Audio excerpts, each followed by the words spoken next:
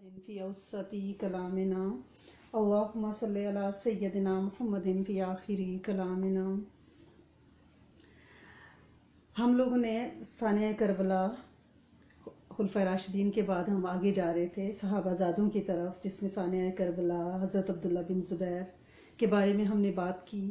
اب آگے سارا جو پیریڈ، جو دور آ رہا ہے ہسٹورک، وہ اموی خاندان آ رہا ہے، جو کہ ملوکیت ہے، بادشاہت ہے۔ ہمارا مقصد مین جو ہے وہ اس کو پڑھنا نہیں ہے، بلکہ ہم کیا کر رہے ہیں کہ ہم صحابہ زادوں کی ہسٹری ساتھ ساتھ لے کے چلیں گے، اور اس میں ہم مین واقعات کو یعنی اموی خلافت کا تذکرہ کرتے ہوئے صرف آگے چلیں گے، اور ان میں زیادہ ڈیٹیل جو ہم بات کریں گے وہ صحابہ زادوں کی بات کریں گے، جیسے کہ ہم پیچھے کرتے آئے ہیں کہ پہلے حضرت امیر معاویہ کی خلافت کے بعد انہوں نے اپنے بیٹے یزید کو جب اپنا خلیفہ نامزد کیا تو ادھر سے بادشاہت ملوکیت آ گئی، اور پھر اس کے بیٹے نے یعنی معاویہ کے حضرت امیر معاویہ کے بیٹے یزید اور یزید کے بیٹے معاویہ نے 6 ماہ حکومت کی اور وہ کنارہ کش ہو گیا۔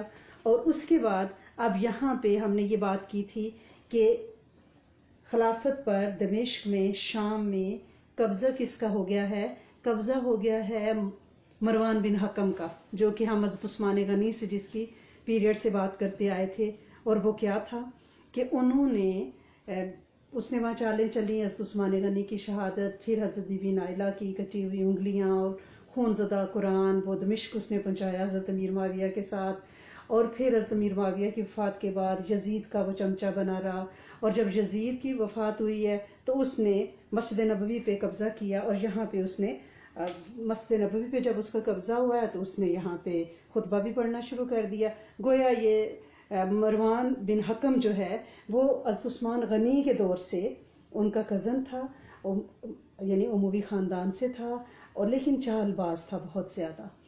اور جب یزید کی وفات ہوئی ہے اور اس کے بیٹے معاویہ نے کنارہ کشی اختیار کر دی، تخت چھوڑا، تو اس نے تخت کو خالی پایا تو یہ مدینہ سے بھاگا اور جا کے اس نے شام پہ اپنی ہواری، تو اس نے پہلے ہی نیٹ ورکنگ کی ہوئی تھی، تو وہاں جا کے یہ تخت پہ قابض ہو گیا۔ گویا پھر یہ آل نال مروان بن حکم بنا، لیکن زندگی نے اس کو زیادہ مہلت نہ دی۔ اس کے مرنے کے بعد وہ اپنے بیٹے کو نامزد کر گیا، اور اس کے بیٹے کا نام ہے عبد الملک۔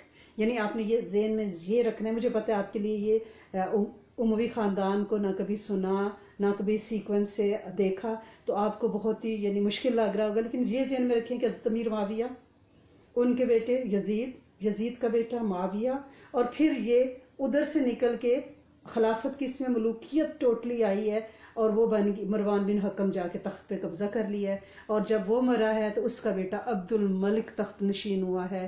عبد الملک نے پھر حجاج بن یوسف کی مدد سے اس نے وہ صحابہ کے خون سے ہاتھ رنگے ہیں، اسی کے دور میں حضرت عبداللہ بن زبیر کی شہادت ہوئی ہے، کعبہ پہ سنگ باری ہوئی ہے، ان کے بھائی حضرت مصعب بن زبیر کی شہادت بھی ہوئی ہے، حضرت مصعب بن زبیر کے بیٹے عیسیٰ کی بھی شہادت ہوئی ہے۔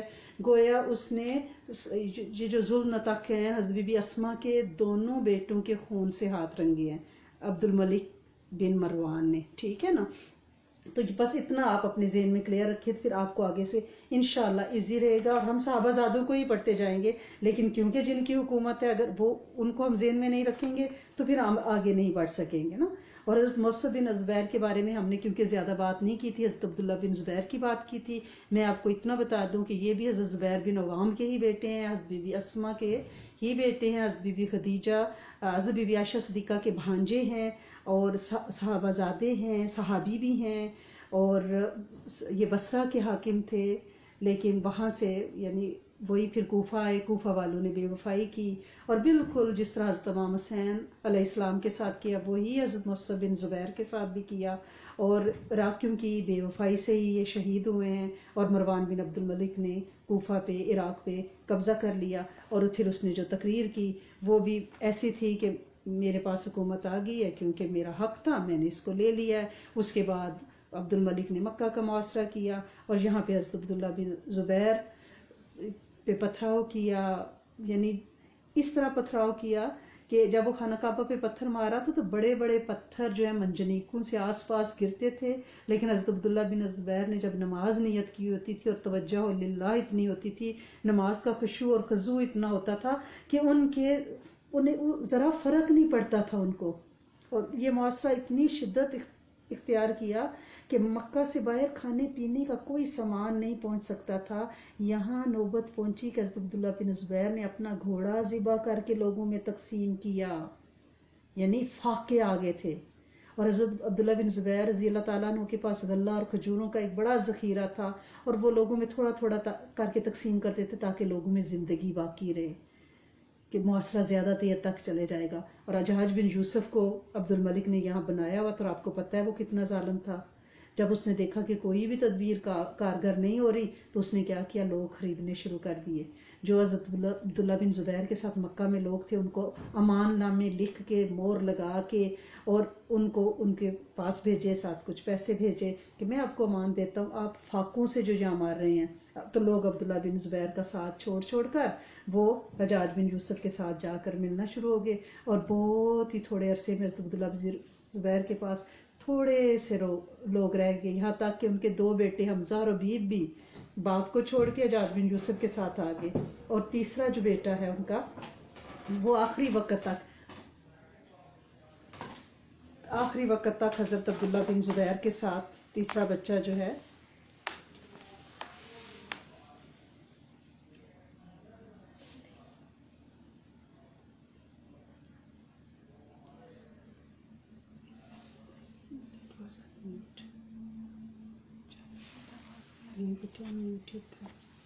یوٹیوب تو ریڈ کراس ہوتا ہے، ویڈیو پہ ریڈ لایا وہ انمیوٹیڈ ہے. یس سوری، آپ لوگوں کو اگر آواز نہیں آ رہی تو پلیز آپ میسج کر کے بتا دیں. تو بہرحال عبداللہ بن زبیر جو ہیں ان کو معاشرے کے دوران اتنی زیادہ، یعنی اپنے بیٹے بھی ان کا ساتھ چھوڑ کے چلے گئے ہیں. صرف ان کے پاس این لڑائی کے وقت ایک بیٹا ان کے ساتھ میں رہا جو شہید ہوا آخر. اور حضرت عبداللہ بن زبیر کے ہزاروں آدمی تھے، وہ سارے جا کے مل کے کس سے، حجاج بن یوسف سے. اس نے چال کیا چلی تھی کہ اس نے امان نامے لکھ کے سب کو دے دیے تھے. تو وہ پورا واقعہ ہم نے پڑھا ہی ہے کہ جب ان کو شہید کر دیا، پھر حضرت بی بی اسما سے جو ملنے بھی گئے تھے تو حضرت بی بی اسما نے پوچھا تھا کہ بیٹا آپ کس کے لیے لڑ رہے ہو؟ اگر تو اللہ کے لیے لڑ رہے ہو تو، یعنی وہ جو سوال جواب تھے حضرت، وہ میں آپ کو دوبارہ دہرا دیتی ہوں. اور وہ کیا ہے، جزاکم اللہ خیر، آپ لوگوں کو آواز ٹھیک آ رہی ہے، دیٹس گڈ. تو حضرت عبداللہ بن زبیر جو ہیں اپنی امی کے پاس گئے تھے جو حضرت ابو بکر صدیق کی بیٹی تھی، حضرت بی بی اسما کے پاس. تو جا کے پتہ کیا کیا تھا کہ میرے پاس اب کوئی آدمی نہیں رہا، برائے نام صرف 5 آدمی رہ گئے ہیں جو میرا ساتھ دینے پہ بظاہر تو آمادہ ہیں. لوگوں نے میرے ساتھ اسی طرح دھوکہ کیا جیسے میرے بھائی حسین بن علی علیہ السلام کے ساتھ کیا تھا، لیکن ان کے بیٹے جب تک زندہ رہے باپ کے سامنے تلوار لے کر دشمن کے ساتھ لڑتے رہے. میرے بیٹے بھی اس فاسق کی امان میں چلے گئے ہیں. اب حجاج کہتا ہے تم بھی امان میں آ جاؤ، جو کچھ مانگو گے میں دوں گا. میں آپ کے پاس امی جان حاضر ہوا ہوں، آپ کیا حکم دیتی ہیں؟ تو پتہ ہے بی بی اسما نے کیا جواب دیا تھا، تم اپنے معاملے کو مجھ سے بہتر سمجھتے ہو. اگر تم حق پر ہو اور حق کی طرف لوگوں کو بلاتے ہو تو اس کام میں مصروف رہو. تمہارے ساتھی بھی راہ حق میں شہید ہوئے اور تم بھی اسی راہ پر شہادت حاصل کرو گے. لیکن اگر تم دنیا کے لیے لڑ رہے تھے تو تم بہت ہی نالائق آدمی ہو. تم نے خود کو بھی ہلاکت میں ڈالا اور اپنے ساتھیوں کو بھی ہلاک کیا. میری رائے یہ ہے کہ تم اپنے آپ کو بنو امیہ کے حوالے نہ کرو. موت اپنے وقت پر ضرور آ جائے گی. تم کو مردوں کی طرح جینا اور مردوں کی طرح مرنا چاہیے.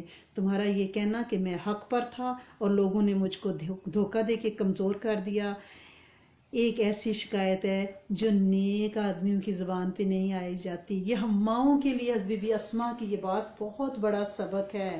کیسی دلیر ماں ہے، بیٹے کو کمزور نہیں پڑنے دیا، ٹھیک ہے نا.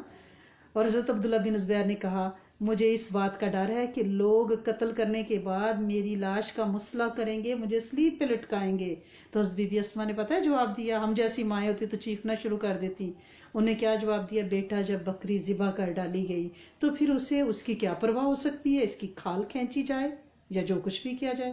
تم کو جو کچھ کر رہے ہو بصیرت کے ساتھ کیے جاؤ، اللہ سے مدد طلب کیے جاؤ۔ تو پھر حضرت عبداللہ بن زبیر نے اپنی ماں کے سر کا بوسہ، حضرت بی بی اسما کے سر کا بوسہ لیا اور عرض کیا میری بھی یہ رائے تھی جو آپ کی رائے ہے، مجھ کو دنیا کی خواہش اور حکومت کی تمنا بالکل نہ تھی، میں نے اس کام کو صرف اس لیے اختیار کیا تھا کہ اللہ تعالیٰ کے احکام کی پابندی نہیں کی جاتی تھی، ممنوعات میں لوگ بچتے نہیں تھے، اور جب تک میرے دم میں دم ہے میں حق کے لیے لڑتا رہوں گا۔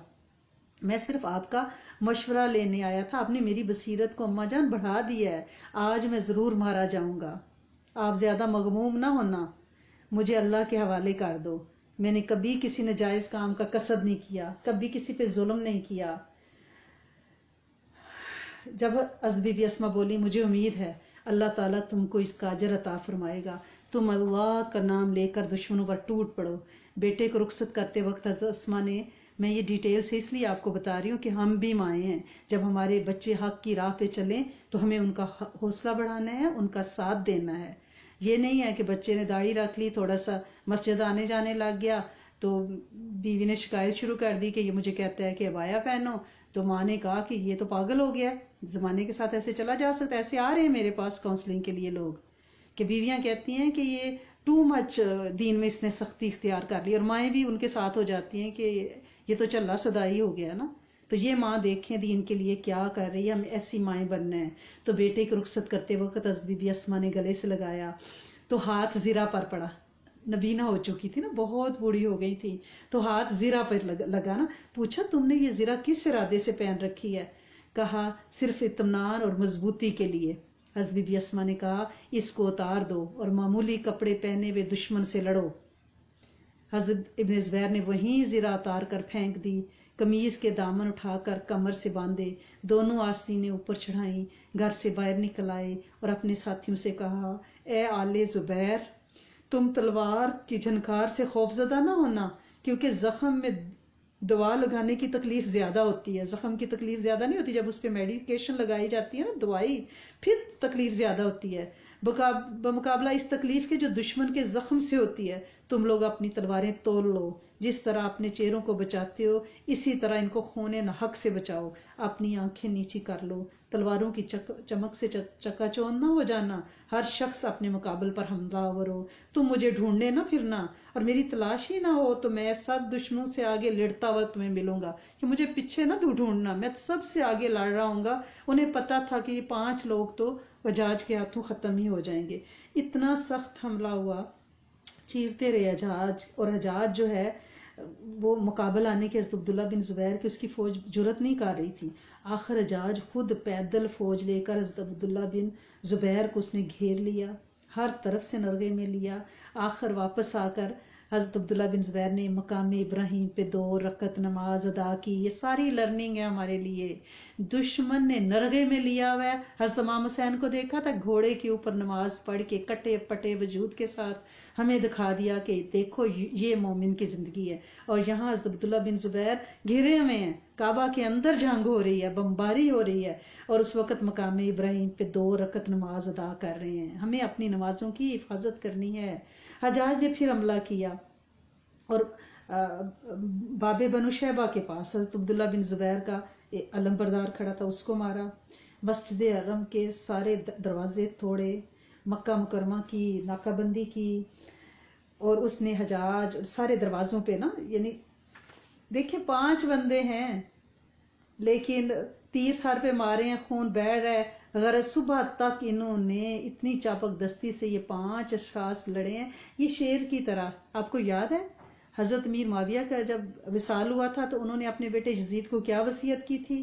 انہوں نے کہا تھا حضرت عبداللہ بن عمر سے درگزر کرنا کہ انہیں کوئی تمہارے مقابل نہیں آئیں گے، حضرت امام حسین کو کوفی تمہارے مقابل لائیں گے، ان کے ساتھ نرمی کا برتاؤ کرنا، لیکن عبداللہ بن زبیر رضی اللہ تعالیٰ عنہ اگر تمہارے نرغے میں آ جائیں تو وہ لومڑی کی طرح تیز ہیں اور جری بہادر ہیں، ان سے درگزر نہ کرنا، وہ کچھار میں ان کو گھسنے نہ دینا۔ اور ابھی بھی آپ دیکھ لیں ہر طرف سے پتھروں تیروں کی بارش ہو رہی ہے، تلواریں یعنی کاٹنے کو تیار ہیں۔ تو بہرحال آخر 73 ہجری کو دنیا کا یہ عظیم الشان بہادر اور متقی صحابی شہید ہوا۔ اور ایسی حالت میں شہید ہوا کہ ان کی لاش پہ کفی افسوس ملنے والا ہی کوئی نہیں تھا.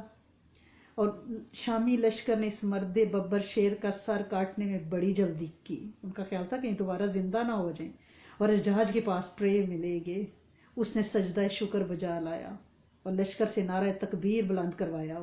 یعنی ایک شخص نے، ایک بہادر شخص نے پورے لشکر کو نتھ ڈال کے رکھی ہوئی تھی اور لاش کو اسی جگہ جیجون پر لٹکا دیا اور سر عبد الملک کے پاس بھیج دیا. اور دوسری روایت میں یہ بھی ہے کہ خانہ کعبہ کی دیوار کے پرنالے کے ساتھ سر کو لٹکایا.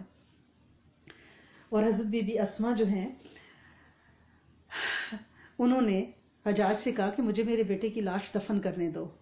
جب عبد الملک کو یہ حال معلوم ہوا تو اس نے حجاج سے کہا کہ تم لاش کیوں نہیں دفن کرنے دیتے.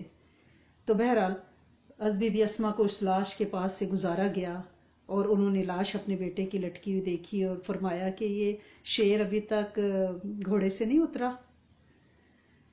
اور اسی کچھ دنوں بعد حضرت بی بی اسما کا انتقال ہو گیا. اس کے بعد حجاج شہادت ابن زبیر کے بعد خانہ کعبہ میں داخل ہوا. اتنے پتھر پڑے ہوئے تھے پورے مسجد حرم میں جو باہر سے خانہ کعبہ پر پھینکے گئے تھے اور فرش پر خون کے نشانات تھے. پتھروں کو اس نے اٹھوایا، خون کو دلوایا. اہل مکہ سے عبد الملک کی خلافت پر بیعت لی. اس کے بعد مدینہ گیا، وہاں 2 مہینے تک ٹھہرا اور سارے اہل مدینہ کو کہا کہ تم حضرت عثمان غنی کو قاتل. ان پہ اتنی سختیاں کی، صحابہ اکرام کو دکھ دیے. پھر وہاں سے مکہ آیا. حضرت عبداللہ بن زبیر نے نا کعبہ کی تعمیر نو کی تھی، اس کو ڈھا دیا پورے کعبہ کو، پھر نئی تعمیر کی. عبد الملک بن مروان نے حجاج کو ملک حجاز کا پورے کا گورنر بنا دیا. ٹھیک ہے نا. اور بہرحال حضرت عبداللہ بن زبیر ایک شاندار سپاہی، ایک زبردست مدعی، ایک عبادت گزار. سارے بیٹے کس کے ہیں، رگوں میں خون کس کے ہے. اب زبیر بن عوام کا جو عشرہ مبشرہ میں سے جنہیں ان کی زندگی میں ہی اللہ نے جنت کی بشارت دی ہے. دودھ کس کا پیا، حضرت بی بی اسما کا. تو شیر دلیر کیوں نہ ہوتے کہ ان سے لڑنے کے لیے عبد الملک کو پوری فوج بھیجنا پڑی. اور اسی طرح ان کے بھائی مصعب بن زبیر کو بھی، جو بصرہ کے حاکم تھے. کوفہ والوں نے خط لکھ کے بنایا. جب وہ کوفہ آئے تو یہاں پہ انہوں نے وہی ان کے ساتھ بے وفائیاں کی جو حضرت امام حسین کے ساتھ کی تھیں. اور پھر آخر پہ صرف ان کے بیٹے بھی اس عبد الملک کی پروانہ لے کے نجات کا اس کے پاس جا ملے. صرف ایک بیٹا عیسیٰ بچہ تھا، اسے اپنے ہاتھوں سے سجایا اور اس بچے نے اندر جا کے خوشبو لگائی، زرہ پہنی، جیسے دولہا تیار نہیں ہوتے. وہ عیسیٰ کا میدان جنگ میں اترنا حضرت مصعب بن زبیر کے بیٹے کا، وہ بھی ایک شاندار سٹوری ہے. اور باپ سامنے بیٹھا ہوا اپنے بیٹے کو دیکھ رہا ہے شہید ہوتا ہوا. یہ اذیت بھی حضرت مصعب بن زبیر نے دیکھی. تو بہرحال یہ دونوں بھائی بچوں سمیت شہید ہوئے. تو عبد الملک کے دور میں یہ ہوا ہے کہ کعبہ پہ اس نے جو پردے ڈلے ہوئے نا، یہ رواج اس نے ڈالا تھا کعبہ پہ پردے یعنی دیباج ڈلوانے کا. اور اس نے یعنی عقل مند بھی بہت تھا، جھوٹ سے اس کو نفرت تھی، مدح زرائی پسند نہیں تھی، لیکن ظالم بہت تھا عبد الملک. جب اسے اپنے مرنے کا یقین ہو گیا نا تو اس نے اپنے بیٹے ولید کو بلایا اور اس سے کہا کہ میں مرنے والا ہوں، حکومت تمہارے ہاتھ میں آئے گی، تم اپنی تلوار کو تیز رکھ لو، جو حکومت کے خلاف سر اٹھائے اس کا سر کاٹ دینا. 86 ہجری میں 63 سال کی عمر میں عبد الملک فوت ہوا. اس کے بعد اس کا بیٹا ولید جو ہے وہ حکومت میں آیا. عبد الملک کے عہد میں یعنی آپ ذہن میں یہ آپ نے رکھنا ہے، معاویہ کا بیٹا یزید، یزید کا بیٹا پھر معاویہ، اور معاویہ کے بعد مروان بن حکم نے آ کے حکومت چھینی ہے، اس کا بیٹا عبد الملک ہے اموی حکومت میں. اب عبد الملک مر گیا تو اس نے اپنے بیٹے ولید کو بنایا ہے. ٹھیک ہے. عبد الملک کے عہد میں جو خاص واقعات ہوئے ہیں وہ ہے حضرت عبداللہ بن زبیر کی شہادت، حجاج کو ملک حجاز کا مکہ مدینہ کا گورنر بنانا، حجاج نے خانہ کعبہ کو ڈھا کر حضرت عبداللہ بن زبیر کی تعمیر کو ختم کر کے اثر نو تعمیر کیا، اور مکہ اور مدینہ میں صحابہ اکرام پہ حجاج نے بڑے ظلم ڈھائے. حضرت انس رضی اللہ تعالیٰ عنہ جیسے جلیل القدر صحابیوں کی مشکیں کسوائیں، کوڑے لگوائے. حضرت عبداللہ بن عمر جو بہت جلیل القدر اور بزرگ صحابی تھے، حضرت عمر کے بیٹے مفسر حجاج کو محض اس سے یہ دشمنی تھی کہ وہ سچی بات منہ پہ کہتے ہیں اور اس کی حکمرانی سے اس کے خوف سے ڈرتے نہیں ہیں، مروب نہیں ہوتے، اور ہمیشہ امر بن معروف اور نہی عن المنکر کرتے ہیں۔ لہٰذا حجاج نے ایک شخص کو ان کے پیچھے لگایا، حضرت عبداللہ بن عمر کے، کہ وہ حضرت عبداللہ بن عمر کو کسی طرح زخمی کر دے۔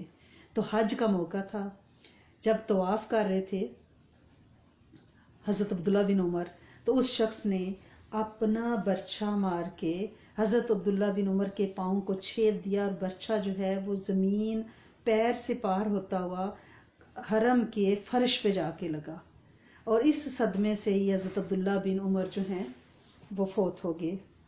حجاج کے ظلم تو اتنے ہیں کہ اس نے صحابہ اکرام کو نہیں بخشا، اس نے کعبہ کو نہیں بخشا، یعنی خوارج اس کے مقابلے میں کھڑے ہوئے اس نے ان کو بھی چیر پھاڑ کے رکھا، جتنا خون اس نے بہایا ہے۔ اور جب اس کو یعنی عبد الملک کو پتا تھا اپنے دور میں، اس نے اس کو کوفہ کا گورنر بنایا۔ اس نے کہا کوفہ والے ہمیشہ سے باغی رہے ہیں، تم ان کو جا کے ان کا علاج کرو، اور اس نے وہ ظلم کوفہ میں بھی بہائے ہیں کہ یعنی عبد الملک بن مروان کو پتا تھا کہ کوفہ والوں کو یہی سیدھا کرے گا، تو جب یہ وہاں پہ آیا ہے اس نے مسجد کے ممبر پہ لوگوں کو جمع کیا ایک جگہ پہ، اور کہا کہ اسے پتا تھا یہاں کے لوگ جو ہیں جب نیا کوئی حاکم آتا تھا تو اپنی مٹھی میں پتھر لے کے آتے تھے اور کنکریاں اس پہ مارتے تھے نا، یہ ان کا کوفہ والوں کا رواج تھا، تاکہ وہ جو ہے پہلے دن سے ہی مرعوب ہو جائے عوام سے۔ تو جب یہ آیا جاج، اس نے اپنی تقریر شروع کی تو ایسا ہوا کہ لوگ تو ڈر گئے،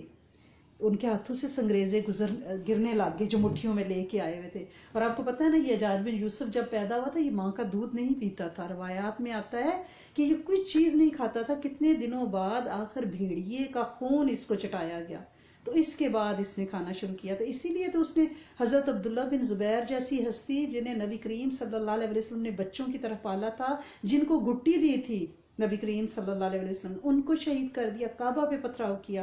اب یہ کوفہ والوں کو بھی، یہ عبد الملک کے دور میں سب ہو رہا ہے، یہ اس کے گورنر ہیں، یہ اس کے والی ہیں حجاج، ٹھیک ہے نا۔ تو اس نے تقریر شروع کی تو کوفہ والوں سے کہا، کیا کہا کہ بہت سے امامے اور داڑیاں یہاں نظر آ رہی ہیں کہ اب وہ خون سے تتر بتر ہونے والی ہیں، عنقریب خون سے تتر بتر ہونے والی ہیں۔ بہت سے سارے اس مجمع میں مجھے نظر آ رہے ہیں کہ ان کے کٹنے کا زمانہ قریب آ گیا ہے۔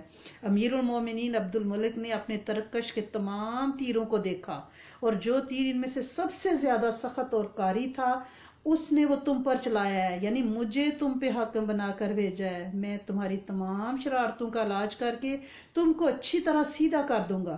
تم ایک عرصے سے شرارتوں کا مرکز بنے ہوئے، اب وقت آ گیا ہے تم کو سبق سکھایا جائے، تمہاری آنکھیں کھولی جائیں۔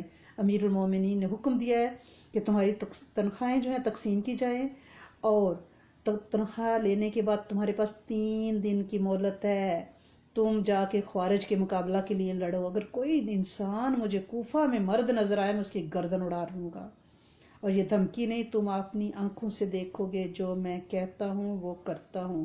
اس طرح اس نے ہر شخص کو خوارج کے مقابلے میں استعمال کیا، جو نہ مانے ان کی گردنیں کاٹیں۔ یہ عبد الملک کے دور کا، یعنی خود بھی اس نے کافی ظلم کیے، لیکن حجاج کے ذریعے اس نے بہت ظلم ڈھائے۔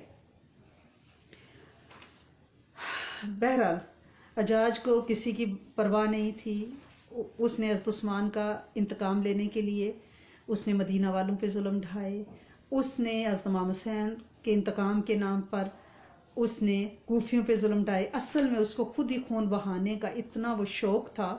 تو بہرحال جب عبد الملک مر گیا، اس کا بیٹا ولید جو ہے اس کی سلطنت آئی ہے۔ تو ولید کے دور میں آپ کو یہ بتاؤں گی آگے جا کے کہ ولید کا دور آپ کو انٹرسٹنگ لگے گا، جو ہم انشاءاللہ اگلی کلاس میں دیکھیں گے۔ آپ نے نام سنے ہوں گے محمد بن قاسم، قتیبہ بن مسلم، ٹھیک ہے نا، ان ساروں کے بارے میں ہم پڑھیں گے، کیونکہ اسی کے دور میں ولید بن عبد الملک نے ان کو اسلامی جتنے بھی یہ افریقہ کی فتح ہے، سندھ کی فتح ہے، ادھر بھیجا تھا۔ ہم ان سپہ سالاروں کا انشاءاللہ کل مختصراً اگلی کلاس میں انشاءاللہ حال پڑھیں گے۔ آج صرف آپ کو یہی یاد رکھنا ہے، معاویہ کا بیٹا یزید کا بیٹا معاویہ، پھر مروان بن حکم، پھر عبد الملک بن مروان، ٹھیک ہے، اور حجاج بن یوسف جو ہے وہ مروان کا گورنر ہے جس نے یہ ظلم ڈھائے ہیں عبد الملک کے دور میں۔ کہ اس نے یعنی حجاز میں تباہی مچائی اور پھر کوفیوں کی مشقیں کسی ہیں. ٹھیک ہے نا.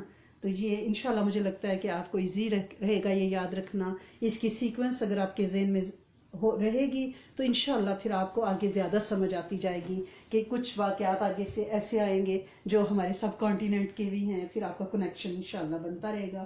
اللہ کریم ہم سے اس عمل کو قبول فرما لے. آج ہم کچھ موقع کی مناسبت سے دعائیں دیکھیں گے کہ کس موقع پہ ہمیں کیا کرنا ہوتا ہے. جیسے کوئی ہمارے سامنے ہنستا ہے, ٹھیک ہے, کسی کو ہم خوش دیکھتے ہیں. نبی کریم صلی اللہ علیہ وسلم جب کسی کو مسکراتا دیکھتے تو اسے دعا دیتے تھے. ہر وقت ہنسنا یا کھی کرنا تو مومن کی شان نہیں ہے نا. تو لیکن بالکل رنجیدہ رہنا بھی نہیں ہے. آپ مسکرائیں موقع کی مناسبت سے, اور کسی کو ہنستا دیکھیں تو یہ نہ ہو کہ یہ کیا بدیسیاں نکال رہی ہے, ایسے نہیں, بلکہ اسے دعا دینی ہے. دوسروں کو خوش دیکھ کے آپ کو پیس ملے کہ کوئی خوش ہو رہا ہے, کسی کو سکون ملا ہوا ہے, کوئی پرسکون ہوگا ہی تو ہنسے گا نا. ٹھیک ہے نا. تو اس لیے حدیث مبارکہ میں کیا ہے, مشکات شریف میں ہے کہ جب کسی مسلمان بھائی کو ہنستا دیکھیں, بہن کو ہنستا دیکھیں تو کیا کہیں, اللہ تعالیٰ تمہیں ہمیشہ ہنستا اور خوش و خرم رکھیں. اور عربی میں یہ 3 لفظ ہیں, اضحک اللہ سنکا. ٹھیک ہے نا. اضحکا کیا کہتے ہیں, آپ کے دانت. اللہ پاک مسکراتے, اضحکا مسکراتے رکھیں, سنکا آپ کے دانت. اضحک اللہ سنکا آپ کو خوش و خرم رکھیں. چھوٹی سی دعا ہے, آپ یاد کر لیں. اور اس سے فائدہ پتہ کیا ہوگا, جب ہم کسی مومن کو خوش دیکھ کے اسے دعا دیں گے, اللہ کریم ہمیں اور ہماری نسلوں کو سدا ہنستا بستا رکھیں گے. اس وقت معاشرے میں سب سے زیادہ جو پریشانی ہے وہ کیا ہے کہ ہمارے ہاں ٹینشن, ڈپریشن, سب کچھ ہوتے ہوئے, یعنی اچھے سے اچھا کھانا, اچھے سے اچھا پینا, سب کچھ ہے لیکن سکھ نہیں ہے. کیوں سکھ نہیں ہے؟ اس لیے کہ ہم دوسروں کی خوشیوں میں خوش نہیں ہوتے.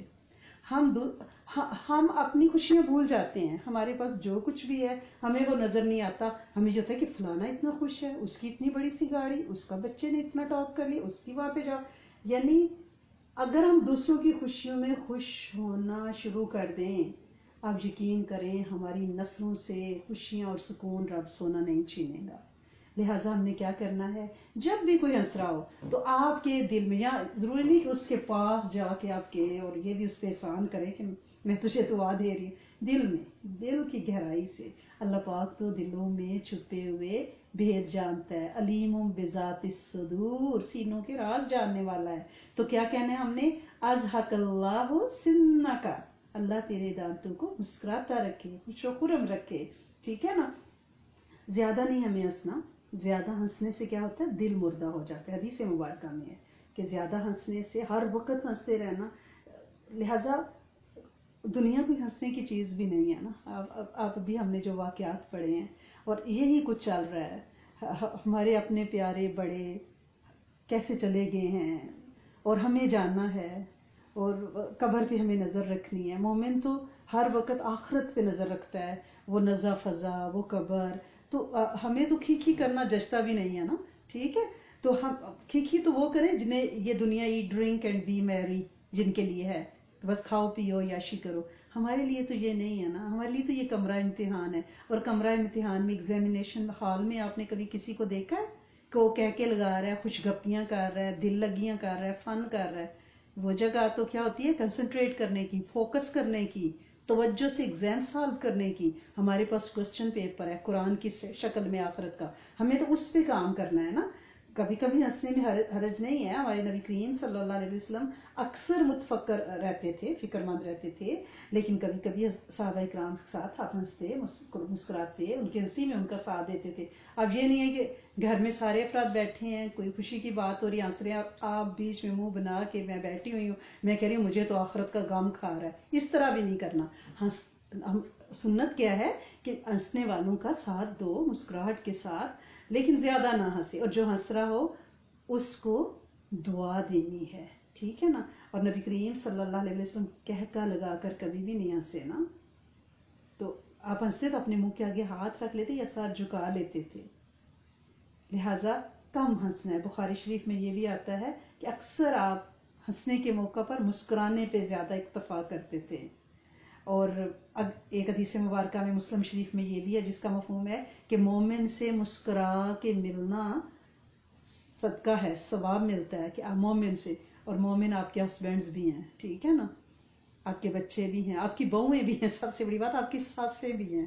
تو لہٰذا یہ سارے مومن ہیں، آپ نے انہیں خدا نخواستہ خارج تو نہیں کیا ہو نا لسٹ سے کہ ان کے ساتھ گھور کے ہی بات کرنی ہے، لہٰذا مسکرا کے بات کرنی ہے. ٹھیک ہے، تو آج ہم نے ایک دعا کیا سیکھی کہ جب بھی کسی کو ہنستا دیکھے تو 3 لفظوں والی ہم دعا پڑھیں گے. ازحق اللہ سنکی، ٹھیک ہے، سنہ کا آپ کے دانت، ازحق اللہ سنہ کا، ازحق اللہ سنہ کا. یہ دعا ہم انشاءاللہ گروپ پہ بھی اکثر پوسٹ کرتے رہتے ہیں، پھر پوسٹ کر دیں گے.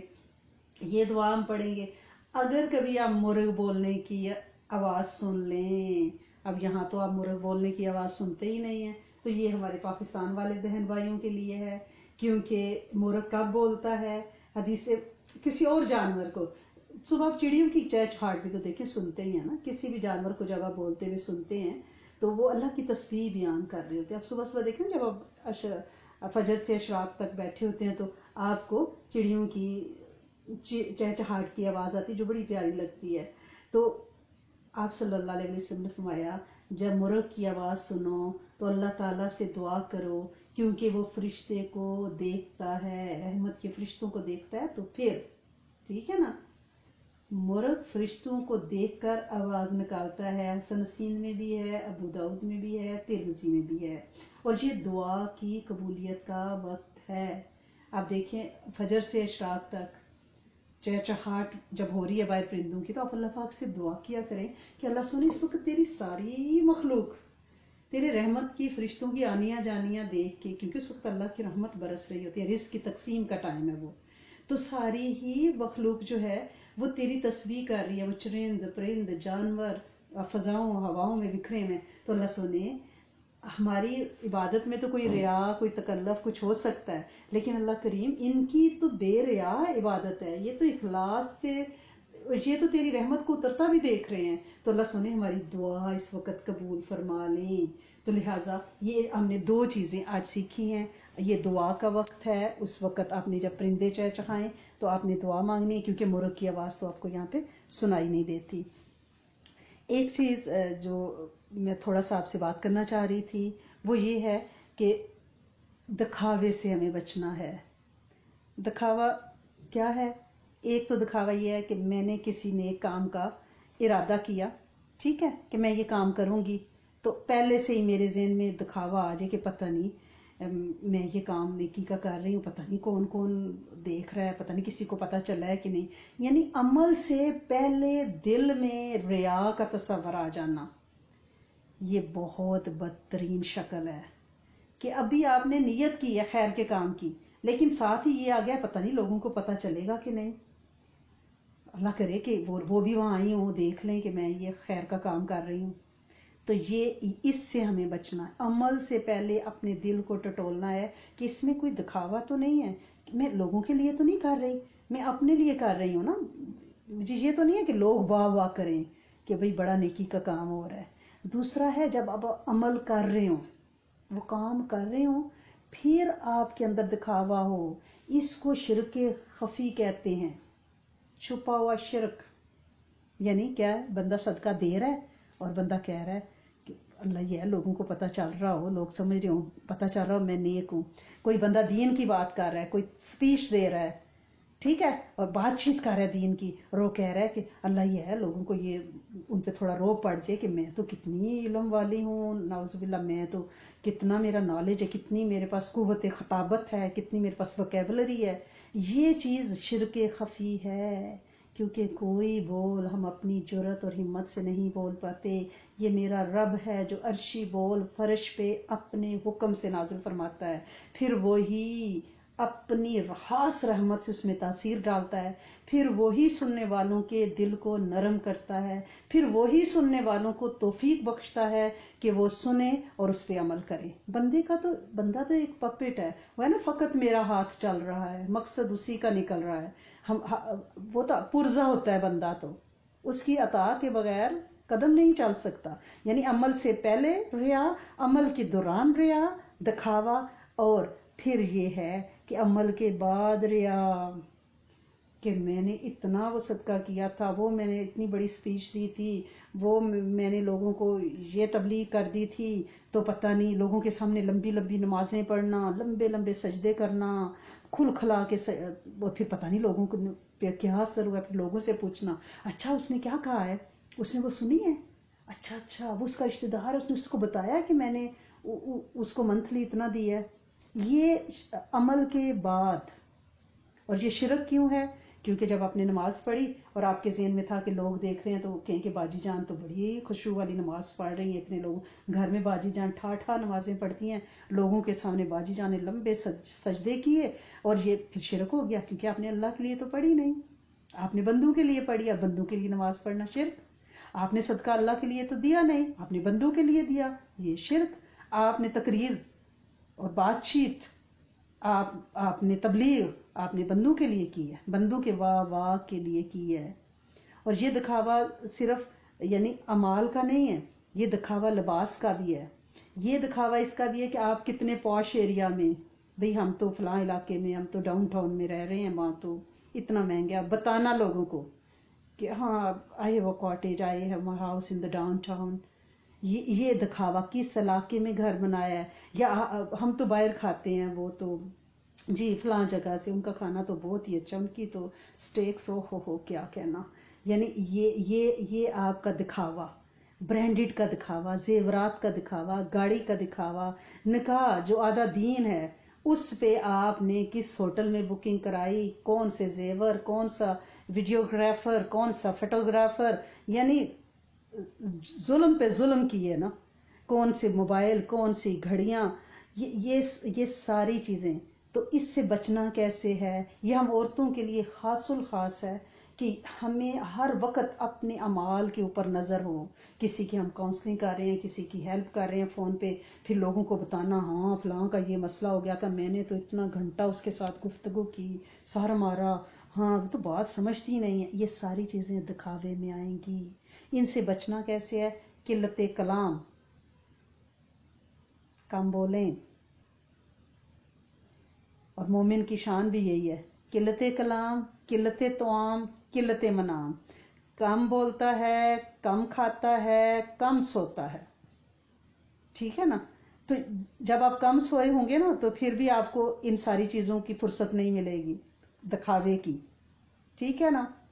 لہٰذا آپ نے کوشش کرنی ہے میرے سمیت، یعنی یہ نہیں کہنا کہ لوگ کیا کہیں گے. جب ہم یہ کام کوئی کرتے ہیں نا کہ لوگ کیا کہیں گے، وہ بھی ریا ہے کہ ہم لوگوں کے لیے کر رہے ہیں. آپ اپنے کاموں پہ نوٹ تو کریں. سارے کاموں کی بنیاد یہ ہوگی کہ لوگ کیا کہیں گے، ہم ایسے تو نہیں کر سکتے. لوگ کیا کہیں گے، نکاح مسجد سے کر کے لڑکی کو بھیج دیا، پتہ نہیں کیا کمی تھی، لوگ کیا کہیں گے. گویا اللہ کے لیے کچھ بھی نہیں ہو رہا. حج بھی خالص چاہیے، یہ نہیں کہ ہم پچھلے سال بھی گئے تھے اب بھی جا رہے ہیں. عمرے بھی خالص چاہیے. یا یہ کہ ہم نے تو اپنے ابا کو بھی حج پہ بھیجا ہے، چچا کو بھی بھیجا ہے، ماموں کو بھی بھیجا ہے، تو پھر ناموں کے ساتھ الحاج لگا لینا. پھر اپنے ناموں کے ساتھ صدقہ دیتے ہیں تو صدقاتی لگائیں، زکاتی لگائیں، نمازی لگائیں. ٹھیک ہے نا؟ تو یہ ساری ریاکاریاں ہیں. ہمیں دکھاوے کی نماز، دکھاوے کا صدقہ، دکھاوے کا روزہ، یہ سارے شرک خفی ہیں. ہمیں اندازہ ہی نہیں ہے. حدیث مبارکہ میں ہے کہ شرک ایسے داخل ہوتا ہے ہمارے اعمال میں، مفہوم ہے جیسے کالی چٹان پہ کالی چیمٹی رینگتے ہوئے کسی کو پتہ ہی نہیں چلتا. ایسے شرک، اندھیری رات ہو تو چیمٹی کالی چٹان پہ چل رہی ہو، کوئی پتہ چلتا ہے؟ بالکل شرک ایسے داخل ہوتا ہے. وہ آپ نے ایک بزرگ کا قصہ میں آپ کو سنایا کرتی ہوں نا کہ قیامت کے دن اللہ پاک نے پوچھا کہ اچھا شرک کرتے ہو؟ کہا تھا کہ میں نے چنے کی دال کھائی ہے تو پیٹ میں درد ہوا ہے. شرک کیا ہے، درد ہم نے نہیں کیا تھا، چنے کی دال نے کیا تھا. یعنی کتنا محتاط رہنا ہے. ہم نے اپنے اعمال پہ اتنی زیادہ نظر رکھنی ہے، اتنی زیادہ نظر. وہ آپ کو ایک حدیث مبارکہ تو پتہ ہے نا کہ 3 طرح کے افراد اللہ کے سامنے حدیث قدسیہ پیش ہوں گے، معاملہ پیش ہوگا قیامت کے دن.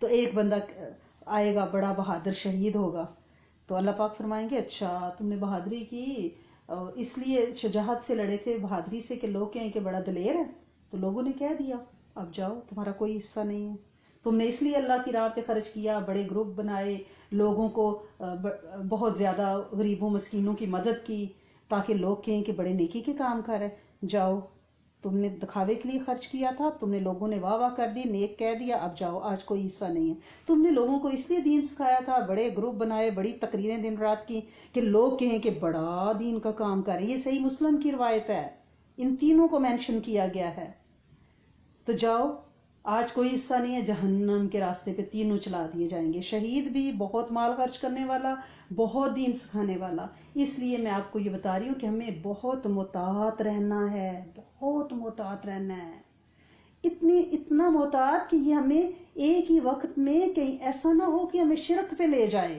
یہ جو دکھاوا، یہ جو ریاکاری ہے، یہ شرک پہ لے جاتی ہے۔ حضرت عیسیٰ ابن مریم علیہ السلام نے فرمایا تھا، ان کا فرمان ہے کہ جب تم میں سے کوئی روزہ رکھے تو اپنے سر پہ تیل لگائے، کنگھی کرے، یہ اس لیے کہ روزہ دار پر ریا کی آفت نہ آئے، کہ وہ سر نہاڑ ایسے پیلا رنگ، ہونٹ سوکھے میں، بڑا روزہ لگا ہوا ہے، نہیں، ترو تازہ رہے، تیل کنگھی لگا کے، کہ یہ نہیں ہے کہ روزہ لگا ہوا ہے، پھر اجر اس کا کیا ملنا ہے کہ روزے نے بڑا نڈال کیا ہوا ہے۔ اور بعض لوگ یہی نہیں ہے کہ دکھاوا صرف ظاہری چیزیں، گاڑیاں اور برانڈیڈ سے، نہیں نہیں نہیں نہیں، بعض اوقات دکھاوا عاجزی دکھا کے بھی بڑا ہوتا ہے، گردن نیچے کر لی، میلی سی چادر لی ہوئی، اور چہرے پہ جو سجدے کا نشان پڑا ہے اس کو ننگا کر کے پیچھے کر کے دوپٹہ لیا، اور یعنی بالکل کپڑے تھوڑے سے بغیر استری کے پہنے ہوئے، کہا کہ لوگ کہیں کہ بڑی درویش ہو گئی ہے نا، نہیں، ایسا بھی نہیں کرنا۔ یہ ریاکاری کس کی ہے؟ یہ عاجزی کی ریاکاری ہے، معتدل رہنا ہے، میانہ روی اختیار کرنی ہے، صاف ستھرے کپڑے پہننے ہیں۔ اور بعض لوگ ہر وقت لوگوں کے سامنے تصویر پکڑی، ہونٹ لائے جا رہے ہیں، بندہ بات کر رہا ہے ہونٹ ہل رہے ہیں، نہیں، یہ بھی ریا میں آ جائے گا کہ میں تو بہت عبادت کر، اپنے دل کو لمحہ لمحہ ٹٹولنا ہے، کہ ہم لوگوں کو دکھاوے کے لیے تو نہیں کہہ رہے کہ لوگ کہیں کہ بڑی نیک ہے، ہم لوگوں کے لیے تو یہ عمل نہیں کر رہے کہ لوگوں کو یہ پتا چل جائے کہ اس کے پاس بڑا علم اور حلم ہے، ہم لوگوں کے لیے عاجزی تو نہیں دکھا رہے کہ لوگ کہیں کہ بہت عاجز ہے، ٹھیک ہے نا؟ اور ہم جو ہے یعنی بات بات پہ آیات بیان کر رہے ہیں، موقع ہے نہیں ہے، شادی بیاہ کی محفل ہے، اور آپ وہاں پہ یعنی مختلف آیات اور حدیث کو کوٹ کر رہی ہیں بیٹھ کے، تاکہ لوگوں کو یہ پتا چلے کہ میں بڑی متقی ہوں، میرے پاس بڑا دین۔ عاجزی، بالکل دھیمے دھیمے، نیمے نیمے ہو کے ہمیں زندگی گزارنی ہے۔ اور ریا کی ایک شکل یہ بھی ہے، وہ کیا ہے کہ تکبر سے اپنے ہاتھ ہلانا، اپنی چال، اپنے قدم اٹھانا، اپنے دوپٹے کو یوں لٹکا کے، اپنے بالوں کو یوں سنوار کے، اپنے سٹائل سے آپ نے بات کرنی، یہ ساری ریائیں ہیں۔ اور یہ بھی ہے کہ ہم کہیں کہ ہم تو فلاں استاذہ سے فیض لے رہے ہیں، جی ہمارے شیخ تو مرشد فلاں ہیں، کہ لوگ کہیں کہ ہائے یہ تو بڑی تقوی والے گروپ سے جڑی ہوئی ہے۔ عاجزی، عاجزی ہر لمحے، کیونکہ ریاکاری حرام ہے، یہ شرک کی حدوں کو جا چھوتی ہے، بہت زیادہ محتاط رہنا ہے، بہت زیادہ۔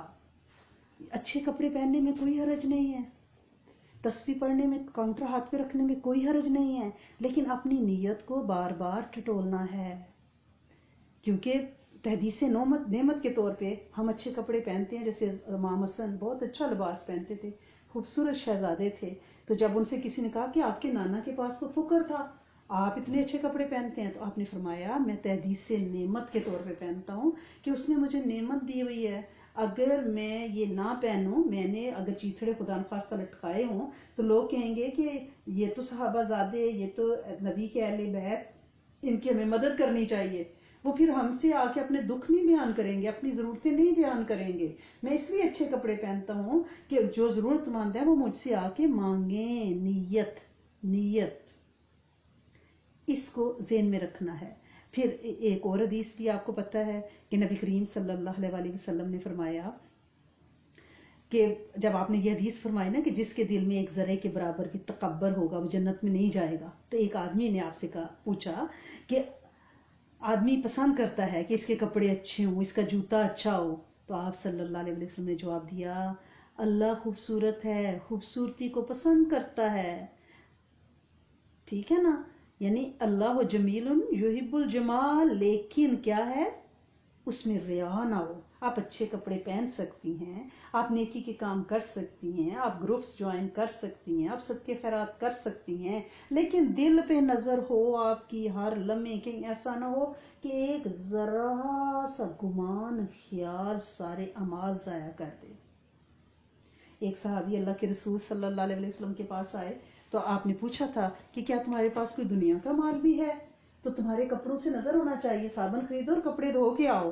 یعنی یہ جو اللہ والے ہیں نا، جو بزرگ اور درویش ہیں، وہ تو دل کی حالات پہ بڑی نظر رکھتے ہیں. کوئی بادشاہ زادہ اللہ کے ولی کے دربار میں آیا تو انہوں نے اس کی ڈیوٹیاں کہاں لگا دی، انہوں نے کہا کہ آپ نمازیوں کے جوتے سیدھے کیا کرو، اس کا تکبر توڑنے کے لیے. اس نے جوتے سیدھے کرنے شروع کر دیے. کچھ عرصے بعد دیکھا کہ اس میں اب عاجزی کا تکبر آ رہا ہے، عاجزی کا دکھاوا آ رہا ہے کہ لوگ کہیں کہ دیکھو تخت چھوڑ کے آیا ہے اور یہاں جوتے سیدھے کر رہا ہے، تو ایک عاجزی کی ریا آ گئی ہے. یہ بھی تو بیماری ہے نا.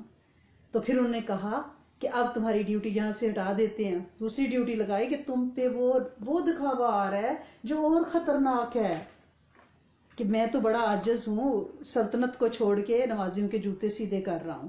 تو لہٰذا ہمیں ہر وقت اپنے دل کو ٹٹولتے رہنا ہے اور دیکھتے رہنا ہے کہ ہم سے کوئی ایسی غلطی تو سرزد نہیں ہوگی جس سے ہم سے پوچھو.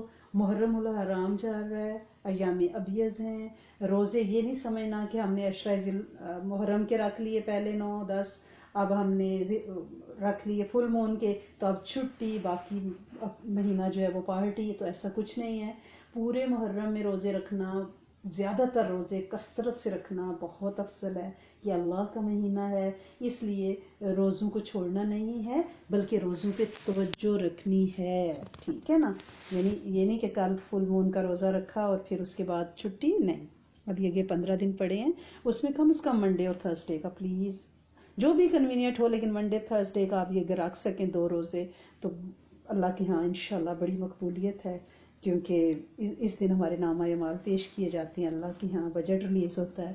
تو اللہ کریم جب ہمارا نامہ اعمال پیش کیا جائے کہ ان بندیوں نے یہ کام کیا، یہ راتوں کو جاگی، یہ تسبیحات کی، تو اللہ پاک دیکھیں وہ دنیا پہ نظر ڈالے میرا بندہ روزے سے بھی ہے، تو پھر کیا ہی رحمتیں برکتیں ہماری قیامت تک کی نسل کے لیے انشاءاللہ اتریں گی، ہمارے گروپس کے لیے اتریں گی. اللہ کریم آپ کا بیٹھنا مبارک کرے، آپ کے اس عمل کو قبول فرما لے، اسے خیر کا ذریعہ بنا دے، آپ سے راضی ہو جائے، ہم سب سے راضی ہو جائے اور ہماری نسلوں سے بھی انشاءاللہ راضی ہو جائے. اور وہ ہو جائے گا، اس کی بڑی مہربانی ہے، کیونکہ جنت جو ہے وہ ہمیں اپنی نمازوں روزوں اور ان پہ نہیں ملنی.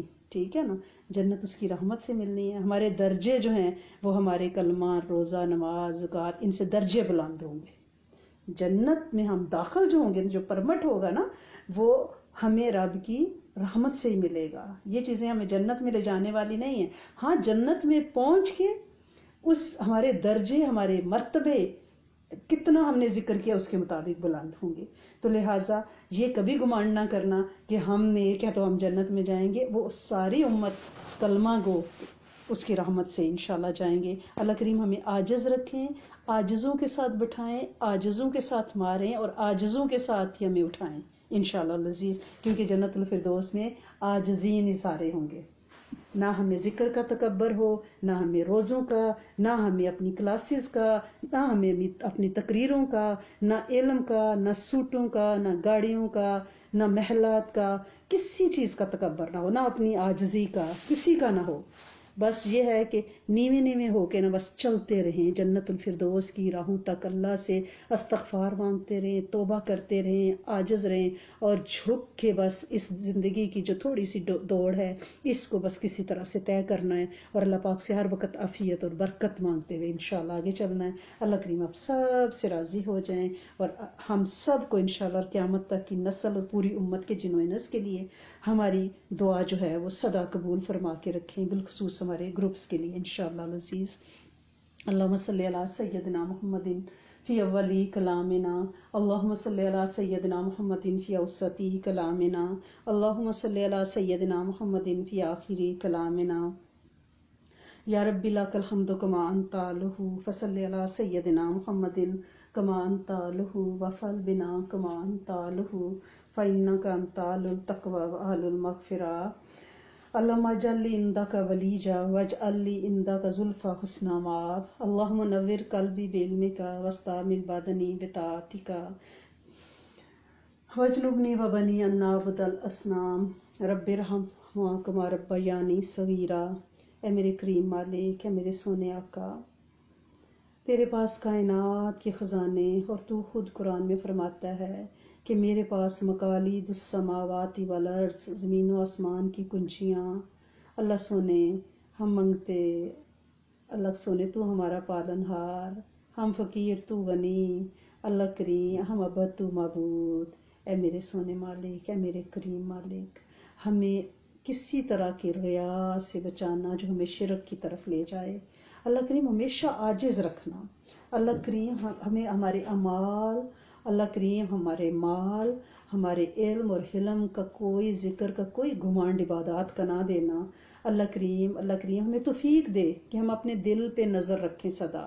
اللہ کریم ہمیں اپنے اعمال کو جانچنے اور ان پہ نظر رکھنے، اپنے جذبوں کو تولنے اور پہچاننے کی توفیق عطا فرمائیں۔ اللہ کریم کہیں ایسا نہ ہو کہ ہم بن دیکھے چلتے رہیں اور اپنے دل پہ دھیان نہ دیں، اور پتہ چلے کہ آخرت میں ہماری ہنڈیاں پھوٹ جائے۔ اللہ نہ کرے میرے کریم مالک، جو کچھ ہمارے پاس ہے اللہ کریم وہ محفوظ، عافیت اور برکت کے ساتھ اللہ سونے تیرے دربار میں لے کے پہنچے، اور تو اپنی رحمت سے ہمیں جنت الفردوس کی راہوں پہ چلا دے، پوری امت کے جن و انس اور ہماری قیامت تک کی نسل کے ساتھ۔ اللہ کریم جتنے لوگ اس کائنات سے پردہ فرما چکے، اللہ کریم ان کی بے بسیوں پہ، بے زبانیوں پہ، اقلاپوں پہ ترس کھائیں۔ اللہ کریم ان کی قبروں کو نورانیت، اللہ کریم کشادگی عطا فرمائیں۔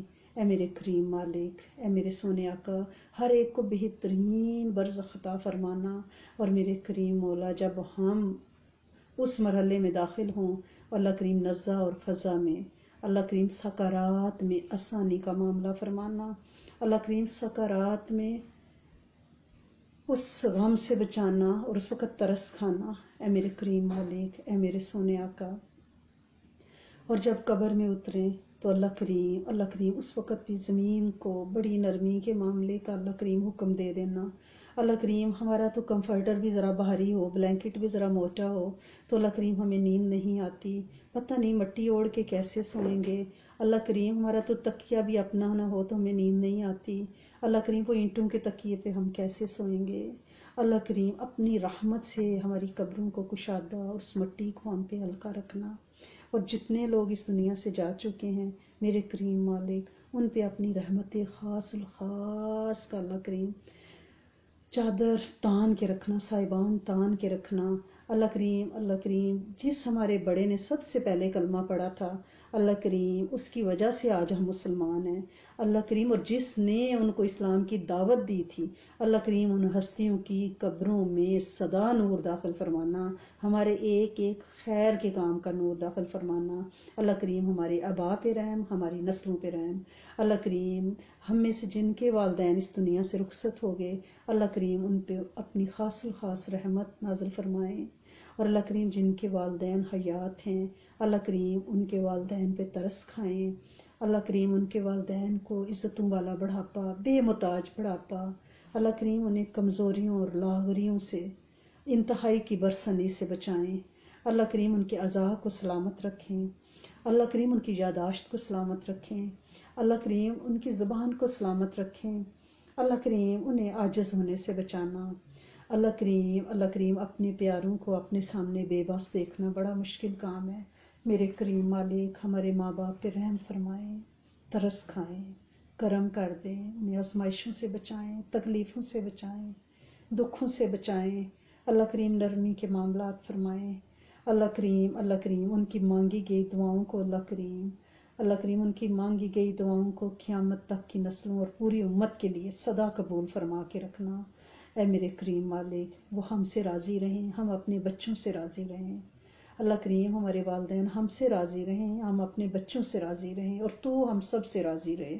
اے میرے کریم مالک انہیں اپنا فرمانبردار بنا، انہیں ہمارا فرمانبردار رکھ، ان کی نسلوں کو ان کا تابع فرمان بنا دے.